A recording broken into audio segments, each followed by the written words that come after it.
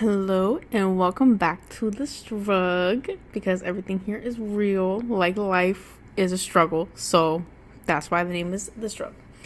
My name is May, aka May B, and I'm a tattoo apprentice under the tattoo artist Chris Gurman, and this is my podcast. Welcome back. If this is your first time coming, welcome.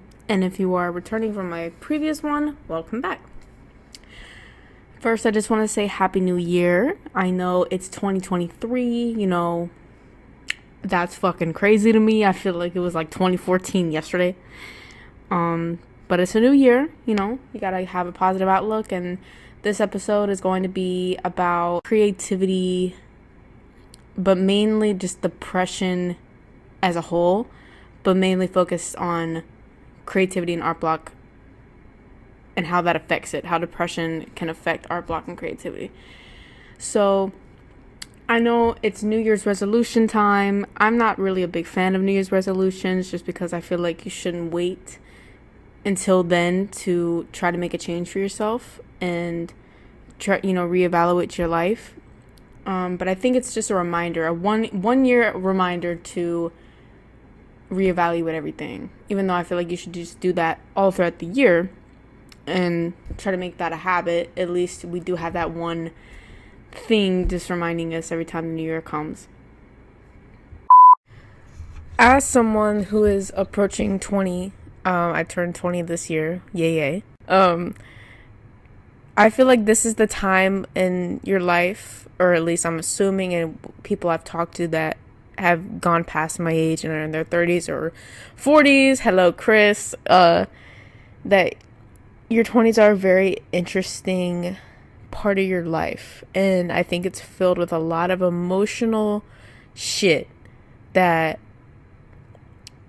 can be really hard to interpret because it's a whole new chapter in, like, you're opening, it's not even a whole new chapter, it's a whole new fucking book of somebody's life, and I'm definitely learning that as I grow older and dealing with, I guess, I don't want to say depressive episodes just because I feel like depression is a very aggressive term, and my experiences with, I guess, quote unquote, like, depressive moments, it's just, I just tend to get myself in ruts. I am 100% one of those type of people that I am my worst enemy when it comes to just being in my head too much.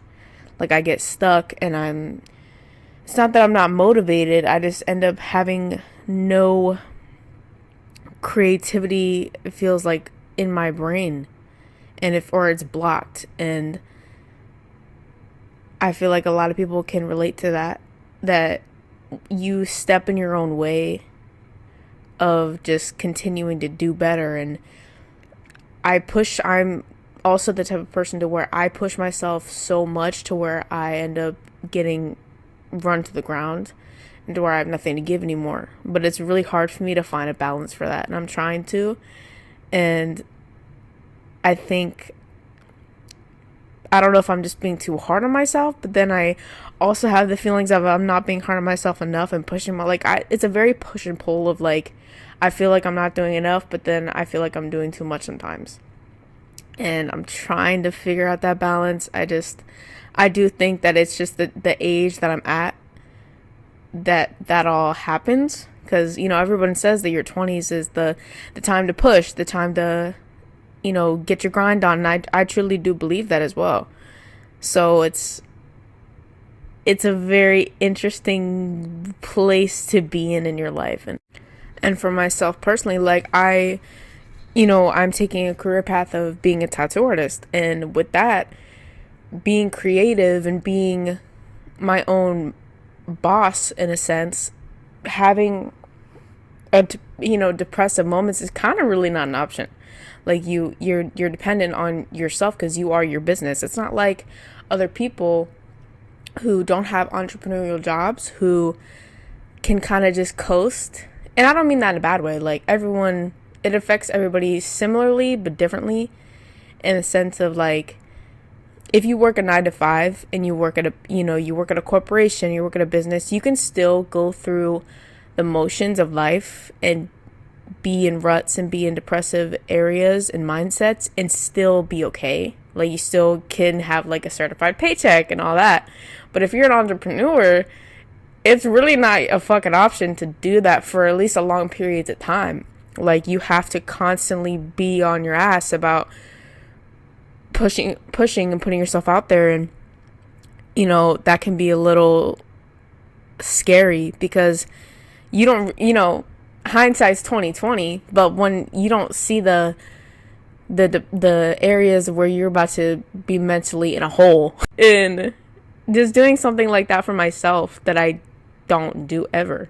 Like, I don't do certain things for myself that I want to do moving forward to keep me going. And it's, you know, it doesn't cost too much depending on where you go, because Miami is stupid expensive most of the time.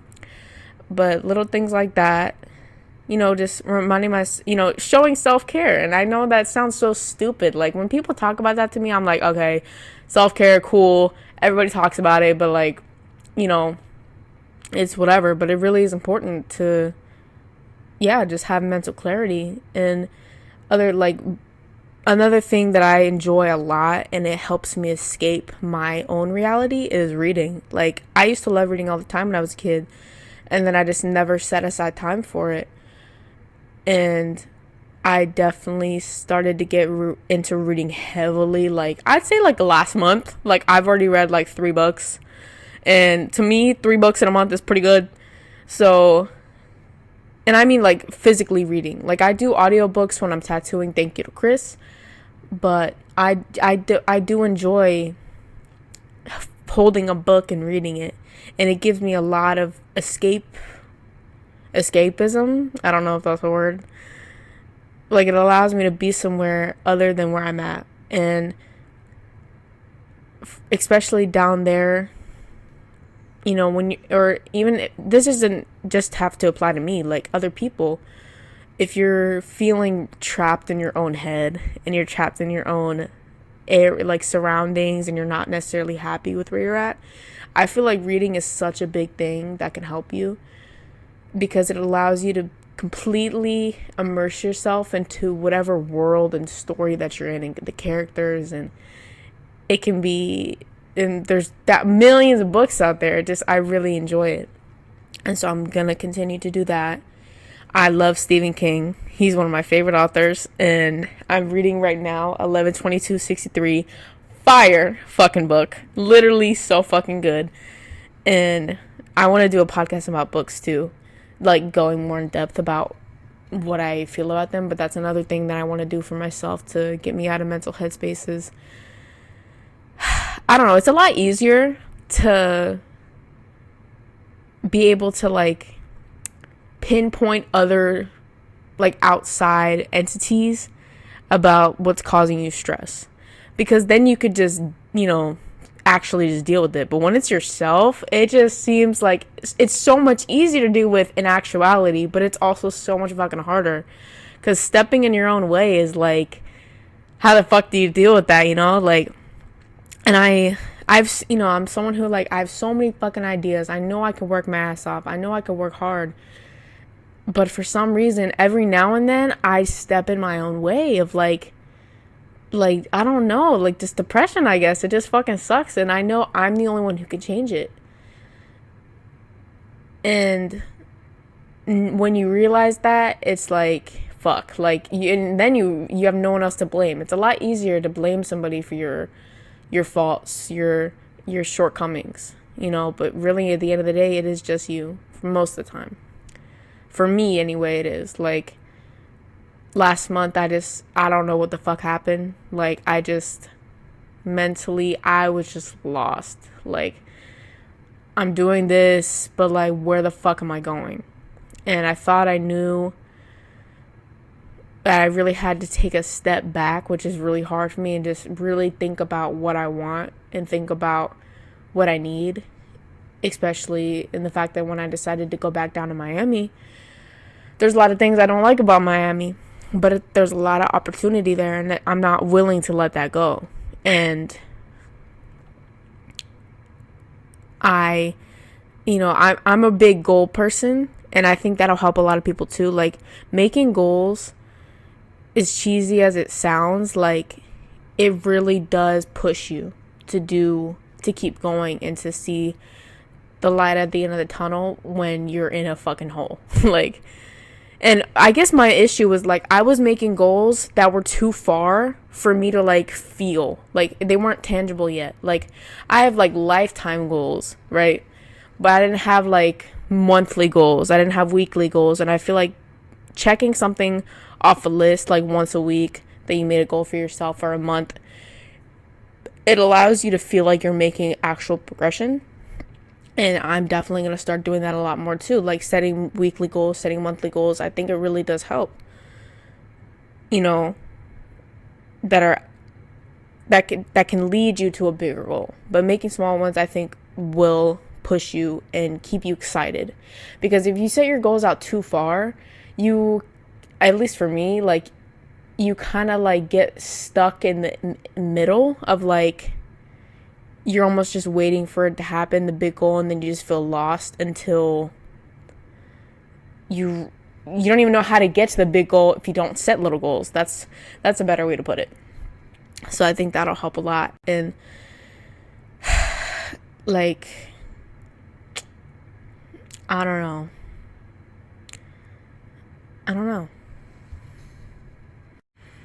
And when I talk about, like, doing things for yourself that allow you to, like, get out of your mental fucking headspace, it's gonna look completely different for you. Like, you know, things that you enjoy could be things that I fucking hate, but it gets you out of that mental headspace. Like, for me, I told you I love reading. Getting a pedicure once a month, I'm going to start doing for myself, just because it makes me feel like pampered, and I don't do shit like that for myself, but I want to start, you know, and something to look forward to. But for you, it might be like, hey, I want to go to the fucking gym, and I want to release, I think it's serotonin, and it, you know, it helps you, or hanging out with friends, and little, like, they don't have to be big things, because they could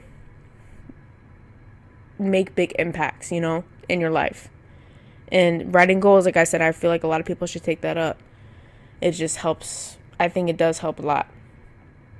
The last, and especially pertaining to, like, a tattoo artist or just an entrepreneur in general, it is critical for us to get out of those headspaces fucking ASAP, just because your livelihood dictates it. You know, you can't just sit around being sad for that fucking long, let alone a fucking more than a day, just because it's your it's your fucking career, and you got to do what you got to do. So you have to find things, you know, that make you excited about life again, and enjoy, you know, little things for yourself that get you out of the fucking headspace to keep going. Like, that's really all, that's your only option, man. Like, that's really it. And it's okay. I told you, like, last month was really, like, I don't want to say hard for me, because it wasn't that. It was just, I didn't know where I was at in my head. And that's why I wasn't posting so much, because I didn't even know what to say. Like, I didn't, you know, and I'm not afraid to say that. Like, I'm a very open book, and I want to help people who also feel the ways I do, just because it, like I said, when you're like that, it's very easy to feel isolated and feel like you're the only one going through this shit, when you know actually you're not. But it helps when you listen to people who are going through similar things. And I said, you know, in the beginning of this podcast, that maybe it's my age group, maybe it's the 20s, maybe it's, you know, that, but I honestly don't think so. Like, you go through periods of, like, moments of your life like this all throughout. You know, I know people in all different types of age groups that go through this. And I don't want to say, like, this is, like, it's a huge fucking thing. I just mean, like, little moments of, like, anxiety and depression. Like, it's something you just have to deal with as a human. So, implementing things that you can do little by little, like I said, even if it's just getting a pedicure, even if it's going outside and doing, you know, little shit, or setting goals, really, like, to continue to push and continue to get yourself excited. I think that is one of the biggest things you have to do is like you have to find ways to make yourself excited about your life again when you get into bad areas in your mind. Because if you have nothing to look forward to, then what's the point? Or that's what you're going to, at least that's what you're going to think when you're in those headspaces. So set little goals to constantly keep you excited about life, to keep you going. And then if you have a big ass goal, like I'll say in 2 years, I really want to take my mom to Japan. And that's a whole different story that's a story about why, but that is that's a big goal. But if that was my only goal, I don't know how the fuck to get there. But I have little goals now that I'm starting to do, weekly, monthly, and then yearly that will hopefully get me there. So, yeah. Anyway, I think I'm going to end the podcast here. Thank you guys so much for listening to this episode of my mind. I just really wanted to get on here and talk about it. Like I said, I did record a whole podcast, but I'm honestly glad that it got deleted. This one was way more open because I had a whole script that I read line by line before, or for the most part, but this one I just kind of really just talked, and I really enjoy that and appreciate that. So, I guess it's a little blessing. I hope you guys have a good rest of your day, good rest of the new year. We're gonna fucking kill it like we always do, and you got it. You got it. I just want to let everybody know who's listening to this, even if it's one person, even if it's 1,000, even if it's 1,000,000, you have the ability to change every day, and you have the ability to be better and do exciting things in your life, all throughout your life. It doesn't, even if, no matter how many bad days you have, the next day can be great, and that's something you have to keep in mind. Life's a struggle, but it's okay. I'll catch you guys later. Follow me if you want to on Instagram, which is MAABETANCOURT. May Betancourt. Same thing with TikTok and YouTube. And if you want to follow Chris, shout out to Chris. He's an amazing man. That's Chris Gurman at Instagram. And then he has 5 bajillion other accounts, so follow all of those. So, thank you so much for listening. I'll catch you guys later.